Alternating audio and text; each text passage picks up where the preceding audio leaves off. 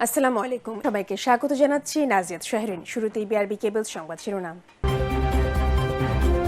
সংস্কারের নামে নির্বাচন পেছানোর কোনো মানেই হয় না। অন্তর্বর্তীকালীন সরকারকে উদ্দেশ্য করে বিএনপির চেয়ারপারসনের উপদেষ্টা জয়নুল আবেদিন ফারুক বলেছেন, সংস্কারের নামে নির্বাচন পেছানোর কোনো মানেই হয় না। উপদেষ্টা হাসান আরিফের মৃত্যুতে জামায়াতের শোক। হাসান আরিফের অভিমত রাজনৈতিক দলগুলোর প্রেরণার শক্তি। সর্বশেষ জানিয়ে দেব, সারা রাত চলে যাবে তবুও শেখ হাসিনার দুর্নীতির ফিরিস্তি শেষ হবে না, ববি উন নবী খান। সংস্কারের নামে নির্বাচন পেছানোর কোনো মানেই হয় না। অন্তর্বর্তীকালীন সরকারকে উদ্দেশ্য করে বিএনপির চেয়ারপারসনের উপদেষ্টা জয়নুল আবেদিন ফারুক বলেছেন, সংস্কারের নামে নির্বাচন পেছানোর কোনো মানেই হয় না। শুক্রবার রাজধানীর জাতীয় প্রেস ক্লাবে এক আলোচনা সভায় তিনি এসব কথা বলেন। নির্বাচনী রোডম্যাপ ও জন আকাঙ্ক্ষা শীর্ষক এই সভার আয়োজন করে চালক দল। সভায় অন্তর্বর্তী সরকারের উদ্দেশ্যে বিএনপির এই নেতা বলেন, ভারতের কথায় চিন্তা করার কোনো দরকার নেই, দেশের মানুষের কথা ভাবুন। সংস্কারের নামে নির্বাচন পেছানোর কোনো মানে হয় না। সামনে রোজা আসছে, তাই আওয়ামী লীগের কোনো লোকজন যাতে সিন্ডিকেট না করতে পারে সে বিষয়ে দৃষ্টি রাখুন। জাতীয়তাবাদী শক্তিকে ধ্বংসে ষড়যন্ত্র হচ্ছে অভিযোগ করে তিনি বলেন, আওয়ামী লীগের লোকজন ঝামেলা সৃষ্টি করে বিএনপির ওপর দায় চাপানোর চেষ্টা করছে। দেশে অন্য ধর্মের মানুষ ভালো আছে, হিন্দুদের ওপর অত্যাচার হচ্ছে, এসব বলে কোনো লাভ নেই। এ সময় ভারতের প্রতি হুঁশিয়ারি উচ্চারণ করে জয়নুল আবেদিন ফারুক বলেন, আপনারা দয়া করে সোজা হয়ে যান। বিজয় দিবস নিয়ে মমতা কি বলল, মোদি কি বলল, তাতে আমাদের কিছু যায় আসে না। বিএনপি ৩ সংগঠন আগরতলার উদ্দেশ্যে লং মার্চ করেছে। ভারতের জন্য ব্রাহ্মণবাড়িয়াই যথেষ্ট। বাংলাদেশের মানুষ অনেক সচেতন, গরিব হতে পারে কিন্তু মনটা অনেক বড়। তিনি আরো বলেন, ভারতে বসে সাবেক প্রধানমন্ত্রী শেখ হাসিনা আরামে কফি খাচ্ছেন, পার্কে ঘুরে বেড়াচ্ছেন। শেখ হাসিনাকে বাংলাদেশে আসতেই হবে, বিচারের মুখোমুখি দাঁড়াতেই হবে, একদিনের জন্য হলেও আয়নাঘরে যেতে হবে। আপনি যদি দেশনেত্রী খালেদা জিয়াকে জেলখানায় পাঠাতে পারেন, তাহলে আপনাকেও কাশিমপুর কারাগারে যেতে হবে। উপদেষ্টা হাসান আরিফের মৃত্যুতে জামায়াতের শোক। বাংলাদেশ সুপ্রিম কোর্টের সিনিয়র আইনজীবী, সাবেক অ্যাটর্নি জেনারেল ও অন্তর্বর্তীকালীন সরকারের উপদেষ্টা এএফ হাসান আরিফের মৃত্যুতে গভীর শোক প্রকাশ করেছে বাংলাদেশ জামায়াতে ইসলামীর আমির ডক্টর শফিকুর রহমান। আজ বাংলাদেশ জামায়াতে ইসলামীর কেন্দ্রীয় প্রচার বিভাগ বার্তা প্রেরক মুজিবুল আলমের পাঠানো এক বার্তায় এ কথা জানানো হয়েছে।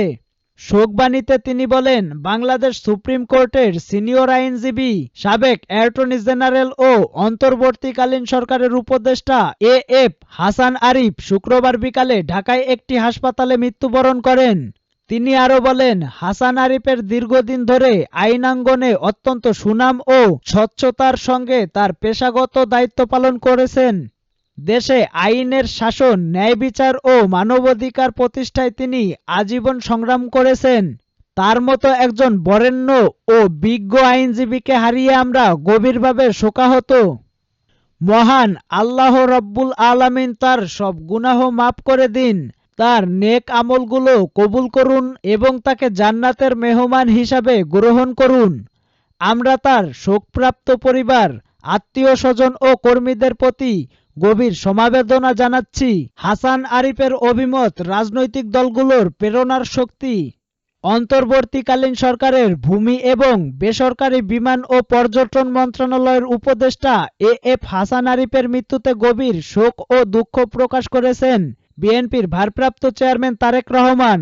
তিনি বলেন, আইনের শাসনের ভাবনায় হাসান আরিফের অভিমত গণতান্ত্রিক রাজনৈতিক দলগুলোর শক্তি ও প্রেরণার উৎস হয়ে থাকবে। শুক্রবার এক শোকবার্তায় বিএনপির ভারপ্রাপ্ত চেয়ারম্যান এসব কথা বলেন। তিনি বলেন, অন্তর্বর্তী সরকারের উপদেষ্টা ও দেশের কৃতি আইনজ্ঞ এএফ হাসান আরিফের মৃত্যুতে আমি তার শোকার্ত পরিবারবর্গের প্রতি গভীর শোক ও সমবেদনা জ্ঞাপন করছি। তিনি আরো বলেন, বর্তমান রাজনৈতিক পরিস্থিতিতে তার মতো একজন অভিজ্ঞ ও প্রাজ্ঞ আইনবিদের পৃথিবী থেকে চিরবিদায়ে দেশে শূন্যতার সৃষ্টি হলো। আইন পেশায় তার অবদান সহকর্মী ও উত্তর প্রজন্মের আইনজীবীদের মনে চিরজাগরুক হয়ে থাকবে। আইনের শাসনের ভাবনায় তার অভিমত গণতান্ত্রিক রাজনৈতিক দলগুলোর শক্তি ও প্রেরণার উৎস হয়ে থাকবে। সর্বশেষ জানিয়ে দেব, সারা রাত চলে যাবে তবুও শেখ হাসিনার দুর্নীতির ফিরিস্তি শেষ হবে না। ববি খান। শেখ হাসিনার দুর্নীতির কথা বলতে গেলে সারা রাত চলে যাবে তবুও তার দুর্নীতির ফিরিস্তি শেষ হবে না বলে মন্তব্য করেছেন বিএনপির যুগ্ম মহাসচিব হাবিবুন নবী খান বলেন, দুর্নীতি করে দেশের ব্যাংকের টাকা শেষ করে দিয়েছে হাসিনা সরকার। কোনো ব্যাংকে এখন টাকা নেই। ইউনূস সরকার দায়িত্ব নেওয়ার পর একটি কমিটি করেছিল। সেই কমিটির কাজ ছিল শেখ হাসিনার আমলে যা যা দুর্নীতি হয়েছে তার হিসাব করা। এই কমিটির লোকেরা বিএনপি করেন না, তারা নিরপেক্ষ মানুষ। ইতোমধ্যে তারা রিপোর্ট জমা দিয়েছে। 2009 সাল থেকে 2024 সাল পর্যন্ত 29 লাখ কোটি টাকা লুটপাট করে বিদেশে পাঠিয়েছে হাসিনা ও তার দলের লোকজন। বিএনপির এই যুগ্ম মহাসচিব বলেন, আওয়ামী লীগ প্রতি বছর লুট করেছে, বিদেশে পাঠিয়েছে 1,80,000 কোটি টাকা। এখন প্রশ্ন হচ্ছে, পদ্মা সেতুতে খরচ হয়েছে কয় টাকা? পদ্মা সেতুতে খরচ হয়েছে 30,000 কোটি টাকা।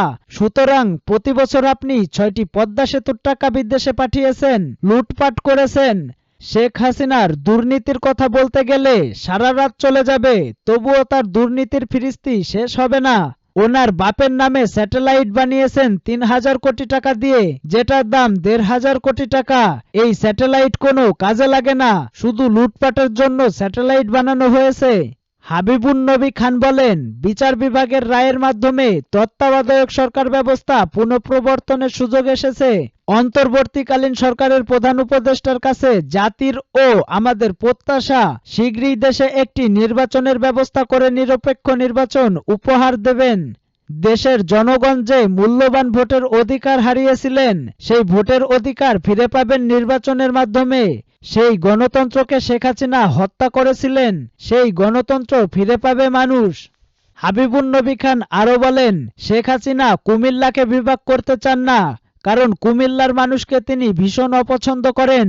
তিনি বলেছেন, কুমিল্লার নামের সঙ্গে কু আছে, তাই আমি কুমিল্লা নামে বিভাগ দেব না। আমি তাকে প্রশ্ন করতে চাই, হাসিনা মানে কি? হাসিনা নামের অর্থ সুন্দরী। আপনি কি নিজের কাজের মধ্যে সুন্দরী ছিলেন? বিগত সময়ে আপনি কাজের মাধ্যমে আপনার নামের যথার্থতা রেখেছেন কিনা? আপনার নামের অর্থ সুন্দরী হলেও আপনি সুন্দর কাজ করতে পারেননি। রাজনীতি করতে রাজকীয় মন দরকার। জামায়াতে আমির, বাংলাদেশ জামায়াতে ইসলামীর আমির ডক্টর শফিকুর রহমান বলেছেন, রাজনীতি করতে হলে রাজকীয় মানসিকতা প্রয়োজন। যারা নিজের স্বার্থ সিদ্ধির জন্য রাজনীতি করেছেন তাদের রাজনীতি ছেড়ে দেওয়া উচিত।